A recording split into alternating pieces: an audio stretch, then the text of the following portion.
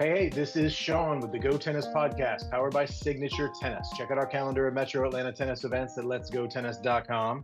And if you're a fan of Bull Shark Sports, go to shop.letsgotennis.com and get yourself a hoodie or a hat. Today, this is Youth Sports Talk with Coach Ben Hestley. Today, Coach Ben wants to talk about doing less for our kids. Ben, you ready to talk youth sports? Yeah, the topic's going to be quite controversial. Hope it catches a lot of eyes. So I'm excited about this one. All right, today Coach Ben has some thoughts about how we're going to do less for our kids. Ben, what does that really mean? Um, I think it means what it says, doing less for our kids. We do so much for them. We want them to be so successful. We want them to be so happy that sometimes, and we do go above and beyond for our kids. But what can we kind of dial back and push off of them a little bit? And I'll start with a story that happened recently at the French Open. If you haven't heard, it's kind of been, I guess, buzzing around social media a little bit. I happened to catch it on ESPN after the fact. It was Coco Gauff in the French Open, and she goes on the court for a first round match, opens her bag, and she has no rackets in it. And literally, the camera's on her, and she opens the bag. There's nothing in it. I'm like, how does this happen? You're a professional tennis player, the number two seed in one of the biggest tournaments of the year, and you walk on court with no rackets. Huh. And then later So, she gets interviewed, and you know what she said? She gets interviewed for her first statement is, and I'm not beat up Coco. I don't. This kind of ended up being a funny story. And Coco's a great player. I'm sure she has a good routine. Obviously not a good enough routine, but I don't want to beat her up too much. But at the same time, this is something that in a youth sports show we got to address because it could have impacts long term if we're not creating responsibility for the kids now. So she walks on court, opens her bag, no rackets, and then later she's interviewed after the match is over because she won. They interview her and she blames her coach. Oh, well, my coach didn't put my rackets in my bag. wow, I just looked it up and it says something about the coach having a superstition. Says, honestly, as long as I've been on tour, my coach has always put the rackets in the bag before the match because he's very superstitious. I'm blaming it on my coach. It's okay. So if the parent is superstitious, like, all right, kid, you got to wear your yellow socks on Tuesdays or we're going to win. And I will just leave it alone that this is almost always baseball players. But evidently not. Evidently, there's superstition in tennis as well, things like that. But in this case, is this we pick on Coco a little bit. Is this a question of doing too much for Coco, or is this just she as the leader of the Coco Golf Incorporated team of people? She's delegating to her team to make sure things are ready. What you're suggesting is for a parent, let's make sure we delegate as much as we can to the kids. I mean, hey man, I've never been on the pro tour. I've definitely never been number two in the world or number two seed at the French Open. Maybe that's the thing now. I did. It was funny. She was in an interview after that with John Isner, who's now doing some Bleacher Report stuff and commentating and doing some interviewing. And evidently, this happened with Francis Tiafoe as well. He brought up Francis because he kind of joked with Coco, like, "I guess you're in the same club as him." Forget. So I guess at some point in a match, he forgot his rackets too, or walked on court without rackets. So you're kind of like, for me, I'm like, how does this happen? Like, I mean, for me, my rack, I was a type that, I even to the point where my parents got me a stringer when I was in high school. And I said from that point on, I strung my own rackets through the rest of high school, through college. I strung my own rackets. No one touched my rackets. I just packed my own stuff. I was just used to that, and I've tried to embody that same approach with my own children, but also the kids that I coach. Like, how do you not? That's the most important piece of equipment that you could carry on a tennis court. Why do you not even double check it before you even walk out there? And she did later go. She goes, I picked it up and my bag felt kind of light. I'm like, well, shit. Like, drop it down at that point. I just don't know how do we get to that point where we're so reliant on our team of people that we just kind of, and I get it. She's the star, she's the athlete, she's the one that's going to perform. And maybe at the high end level of professional sport, we want to do the other thing, and then we're talking. Then what we're suggesting is take off responsibility from that player so she can just focus on playing tennis. But isn't that part of the whole deal? Isn't that part of the whole like strategy of in preparation of the sport of the game of I mean I get if you have a you need a physio to put the the what's it called kinesio what's it called tape Tape. the KT tape they call it Yep. I get it if you need I can't do that I'm not a physio my shoulder hurts it's better for the the licensed certified person with a degree in that field to do that for me I get that stuff but like And um, the nutritionist is going to take care of my food, or the whoever's tasked with that. So I would guess, again, I would guess at the highest levels, I have yeah, no problem with the fact that yeah, man. It's outsourced, where you've and delegated the nowadays it's racqueting. different. I mean, I Yeah. remember back in the '90s. You could see Andre Agassi at Hard Rock Cafe having a beer and a cheeseburger and French fries the night before his finals match. Right. You know, Right. It's a different world now. But we're talking about parents and kids, which is different from Coco and her team. Funny story, and I appreciate you bringing that up because I had not heard that. But it's an interesting thing for parents. It's delegation. It's adding responsibility instead of saying I'm just wanting to do less myself. It is I'm trying to load as much responsibility onto this child as possible. Where is that what you mean by doing less for our kids? We're actually making them do more. yeah, absolutely. I mean, because at some point we're not going to be there, right? Right, where we go back to where we're not trying to prepare the road for the kid. We need to be trying to prepare the kid for the road. Ooh, I like that. And we don't. I've said that before. Where'd you get that? Who said that? Is that a I don't Ben? know. Is that a Ben Hesley quote? Come I on, don't know, man. that's too good. I mean, it might have come out of the cornfields. I got my shirt on today. I got my Field of Dreams I see shirt that. on. Well, I tell you a funny quick story about this shirt. I love this shirt. Made by Baseballism, by the way. Baseballism makes great shirts. They're here in Atlanta. They're at the Battery. If you're ever at a Braves game, you can pop over to their store and see them. But they make great T-shirts. They fit really well. They feel good. But quick funny story about how I got this shirt. My son was at a baseball tournament a few weeks ago, and I wasn't there because I was doing an RSPA workshop at the time of his game, and I couldn't watch his game. But he calls me and he says, "Hey, can I buy something?" He has a credit card, and I said, Sure, "Yeah, as 13-year-olds do. yeah." I mean, hey, that's another responsibility. He has his own credit card.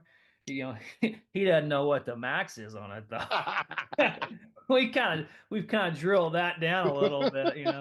We definitely white lies are okay, parents. White lie. You Okay. get asked what the max on the credit card is, you better tell a white lie and drill that number down. Mhm. Seven, But no, like seven he dollars. calls, he goes, "Hey, can I buy something?" And I said, "Sure." And I'm thinking he's gonna buy something for himself, right? That was my first thought. That's fine, whatever. He gets home later that day. He's got the bag in his hand and he gives it to me. And I open it up. Oh, it's a cool shirt. It's kind of big though for you. He goes, "Well, it's not for me. It's for you." I go, "What do you mean?" He goes, "Like I bought you this shirt and I thought you'd like it." That is fantastic. Yeah, so that's why I have and I love Field of Dreams, by the way. Yeah, yeah, good You movie. know, but anyways, back to so that I mean, maybe he appreciated the fact that had to have some responsibility that day because I wasn't going to be there to do anything for him. Not that I Oh, he's playing the long game because the next time he's going to say, "Hey, Dad, can I buy something?" And you're just going to say yes because you Yeah, assume you right. can trust Yeah. him. Exactly. Exactly. Comes He home with comes a home with a brand new. Ferrari. Yeah. Exactly. Got a couple new bats for the team. No, but I think back to this I guess with Coco, it's a funny story, right? And it is different at the top levels, right? Once you get to that level. Um, but where does that start? And my worry really is not that some parents going to see that and go, well, I mean, Coco doesn't pack her bag, so it's fine that I pack my kid's bag. I'm not necessarily worried about that, but I'm worried about like where does that start and how do we again put some responsibility on these kids that they take ownership of their equipment, they take ownership of their practices, they take ownership of knowing when things are. You mentioned before about a calendar in your house. Hey, that some kids don't even know when practice is. We got practice. Okay, they just kind of float along wherever mom and dad take them. Like knowing when that stuff is really what we're talking about, and it depends on the family. Every family is going to have a different situation, but the main thing we want to drive home today is what responsibilities can we put on the kids that take the pressure off the parents, but also teach the kids some life skills that's going to help them take ownership of their sports journey, but also of their own life. Yeah, and there's a worldview, a philosophy that I subscribe to that points out we should shoulder as much responsibility as possible, and that helps us as human beings with purpose and a reason to exist.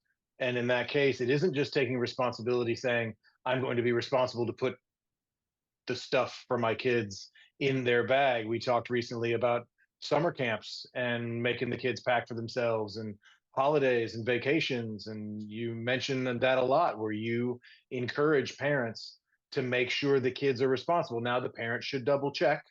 In this case, Coco should double check, Yeah. make sure everything's done. But in this case, we're looking at driving home the idea, if we have our call to action for the episode, so to speak, that says, give your kids as much responsibility. You've already taken on responsibility in having children. You already have, in my opinion, potentially the ultimate responsibility Yeah. in the universe, which is being responsible for another life. And those that do it like 7 times, it's amazing that you guys can keep 7 children alive at once. But give them as much responsibility as possible, and that's beyond baseball. It's beyond tennis. It is good for their life. Yeah. I can't remember where I saw this or read this or heard this, but it kind of dawned on me recently that the statement of like we only get our kids for a very short period of their life, right? I mean, let's just say your kid's out of the house at 18. I know some kids come back and live at home for various reasons. You may go to college. We live in Atlanta. It's pretty popular to get a lot of great colleges, universities here. Maybe you live close to home, or you live at home and go to college. That's pretty common. But for the most part, let's just arguably say by the time they're 22, 23 years old, they're out of our hands.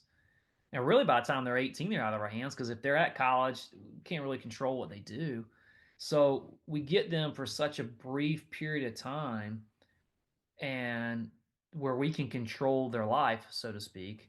But then they've got to go out for the hopefully however long they're able to live, 20, 22, 23 to hopefully 70, 80, 90 years old. That's all their time. So what do they learn?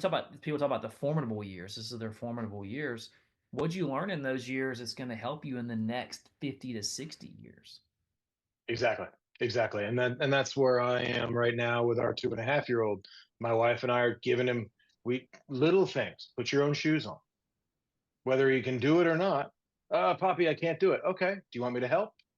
Right. But he knows he has his own responsibilities. And we start that probably younger than most, because often we get a chance to take that time. We've talked about this in a previous episode as well. If you're in a hurry, fine, tie the kids' shoes. But otherwise, give them responsibility as much as you can. So today's episode, Ben, drive it home for me. What's the pitch? Yeah, I think for parents, just take a step back, think about what do I do every day for my kid, and what could I push onto them, right? What could we, or what every, I guess to hit the topic of the day, the title of today's show, do less for your kids. What do we do for our kids, and is there something I could do less? Could I do a little bit less, right? I've talked about, there's memes out there about working, right? If you quit your job or you get fired from your job, they're going to replace somebody um, the next day, right? Or replace you with somebody the next day, all right? Unless they're eliminating that job altogether. That's a different story. So maybe I read this in a management book, your leadership book. Like everything you do, you put everything into this job, okay? Dial it back just a little bit. Like dial it back just a little bit. See if you can push it on somebody else, and you'll be a lot happier, right? I tell kids all the time, the more you can, like your parents are super stressed, man. You know, like I mean, like they got a lot going on. They coming from work. They're trying to get you to your lesson or get you to your practice. Go take baby sis over to her place where she needs to be. Parents are naturally super stressed. So I tell my kids, my players, the more you can do for your parent, the less stressed they're going to be. Right? The more you can take off their plate, the less stressed your parents are going to be because you've already got your backpack, you've already got your water bottle fixed, you've already got your shoes on and they're tied and you're ready to go out the door, right? And so, I guess the point there to say is like think about what we all that we do as a parent for your kid, and dial it back a little bit. Like what can they do to teach them responsibility that's going to help them down the road? I have the word delegation in my head, but in this case, doing less for your kids does not mean less gets accomplished. It Right. means the kids are going to do more, so you do less. I like that a lot. And look, if your kids are going to appreciate it, right? Just They'll because thank you. they'll thank you. They want it. I feel like kids they crave structure. They actually crave responsibility. What can I do? And so let's give that to them, right? And maybe you'll be appreciated with a free T-shirt, down the road somewhere, Or go to shop.letsgotennis.com and Yes. get kids. The kids. I'm talking to the 13-year-old with credit card right now. Buy your parents a great Bull Shark Sports shirt and a hoodie. Or a Let's Go tennis hoodie. Oh, there we go. Either one. Cross promotion. I like it. All right, Ben. I appreciate it. Thank you so much. This has been Youth Sports Talk with Coach Ben Hesley. Thank you, sir. We'll see you next week. All right. Thanks, everyone.